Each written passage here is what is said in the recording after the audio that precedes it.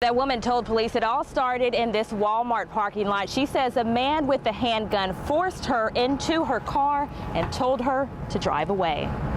Adam, as you mentioned, we are on Old Dexter Road, and it's very chaotic out here. Very chaotic scene. There are a number of police officers, several police officers out here investigating. They just put this crime tape up right now. We're told that a police chase ended in this area. It is 17 pages, so a very lengthy ordinance, and they're going to present this to the council on Tuesday. We're going to be at that meeting. We'll bring you much more. Shakeups in Shelby County schools have teachers planning for the future. But ahead on Daybreak, find out whose future they're planning for, and an identity crisis. Learn how an embattled NAACP chapter president is planning to deal with claims that she lied about her race. Judge Dan Michaels says he plans to meet with his legal team to look at ways to make sure juvenile court is run properly, even on a tight budget. It wasn't hard for the criminals to get in, and when the criminals got inside of cars, the reason it was so easy is because people are leaving their doors unlocked, and when they're getting in, they're taking cash, loose change, and anything else they can find. She says she knows the situation could have been a lot worse. Here are the bullet holes from that shooting. The bullets nearly missed customers. We have a crime check for North Memphis this morning. That's where police are looking into how a toddler died at this home. A lot of people are finding it hard to believe what happened to 10-year-old Lane Rogers. April, some of those victims were so upset that they left the courtroom directly after Henry Munger pleaded guilty. We got a chance to listen to one of those young ladies speak today, and you oftentimes wondered if she was even going to be able to get through it, but she finally had the strength to stand up to Munger, and she tells him that she's so happy to know he won't be able to do this to anybody else. It hurt my heart. It just took advantage of me like that, me and my sisters at a very young age. This victim couldn't stop shaking when she was asked if she wanted to say anything to Henry Munger after he changed his plea. She was just a child when he started raping her, and it lasted for years. We're not going to show her face to protect her identity. I can barely go on my own life because I let the stuff you have done predict my future. Munger's victims were as young as 5 years old. He was sentenced to 15 years for the 2 rape of child convictions and 8 years on a separate rape charge. Munger didn't seem too concerned about the sentence or the emotional stress he caused. When you plead guilty, these are convictions that go on your record. These are serious felonies. Well, I'd be dead anyway, so I accept that. His victims were in court, but Munger never looked them in the eye. This victim says she's glad it's over and is getting some closure. Oh, childhood is gone because of that. I'm just glad I'm brave enough to stick up to you and say what I have to say to go on with my life. I can't let you hold me down no more. Wow, and the judge also told the victim that she is very proud of that victim for being able to stand up to Munger. She says she's happy she got the courage to do that. Henry's wife, Barbara, is facing charges for trying to convince one of the girls to lie to detectives. And Henry Munger's son, who's a former police officer, is set to go to trial next month for sexually assaulting a family member. Reporting live in downtown Memphis, Siobhan Riley, WREG News Channel 3.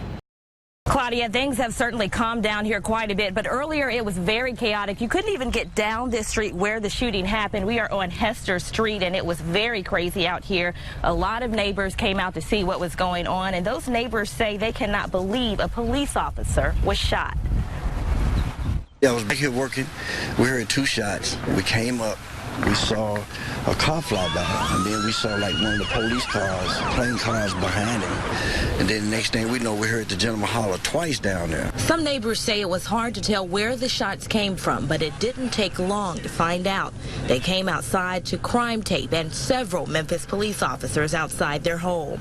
When they shoot a police officer, you know what they'll do to us. The officer shot in the leg on Hester Street is Robert Armour with the Organized Crime Unit. He started following Daniel Jefferson after reports of drug activity. Investigators say when Armour identified himself, Jefferson started shooting. So we thought he had died because we didn't hear nothing else. Then next thing you know, here they come. All of them came down there to his rescue. Chaos, crazy, unsafe, just so much. Neighbors say generally this is a quiet community. They weren't afraid to come outside of their homes until this happened. Now we see that the policemen are getting harmed too. It's like, I mean, what is it? What do it take for us to wake up and just say, hey, let's have a nice day today? Graffiti like this litters basketball courts across the city, but one Memphis man is doing everything he can to clean up courts so kids can have a safer place to play. I love playing outdoor basketball. I'll come back and fill in the missing gaps, so it'll be one sideline. Daniel Peterson with Project Backboard says a lot of outdoor basketball courts in South Memphis are in bad shape.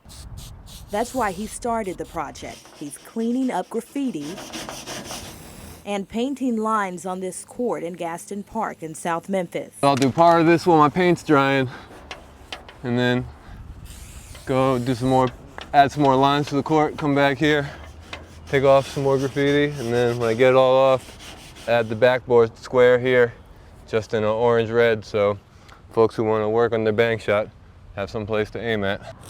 In the past, kids were creating their own foul lines, three-point lines, and out-of-bounds lines, just so they could play a game of basketball. Peterson says there are 51 outdoor courts in Memphis. Only 18 have lines on them. Even just adding the lines, not doing anything else to the court, I always talk to kids at these different parks and they always talk about how it's like a whole brand new court, and really, you know, it's $100 worth of paint in a little bit of time. Peterson doesn't get paid to do this. He does it because he knows the impact something like this can have on the kids who come to this park.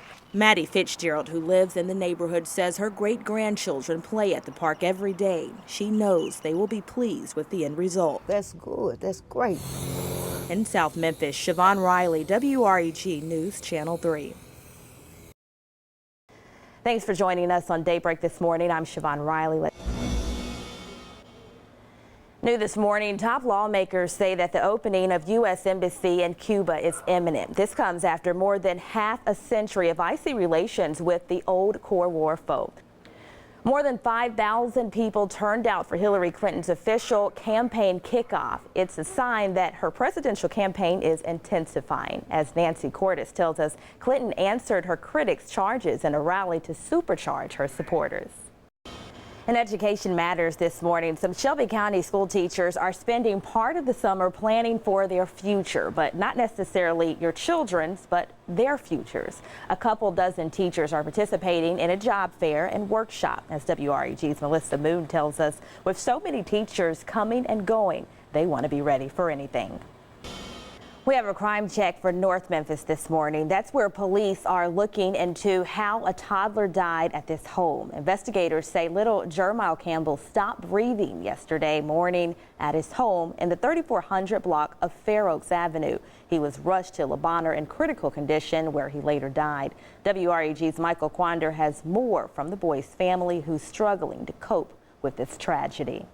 And again, we want to remind you that his mother, Raven Campbell, is facing child abuse and neglect charges this morning. The family is planning a vigil for Jermile in front of their home this Friday at 8 p.m. Shelby County deputies still need your help catching a killer on the run. Take a look at this screen. Investigators say the man shot and killed the clerk while robbing the Zorro Market on East Shelby Drive late Thursday night.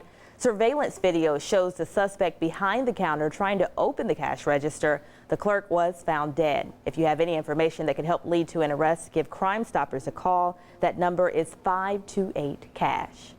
Hundreds of people turned in Mexico City yesterday for a record-setting photo session. Nearly 2,000 people came out to break the Guinness World Record for the most number of consecutive selfies taken in one place. With that, some very warm temperatures. We'll have an update on that forecast coming up later on today, so stay tuned for more of that on News Channel 3, but take the umbrella with you just to be on the safe side. Very humid out there. Oh, always, and welcome to summertime, even though it's not officially summertime yet. Sure feels like it. Oh, yeah. Thanks.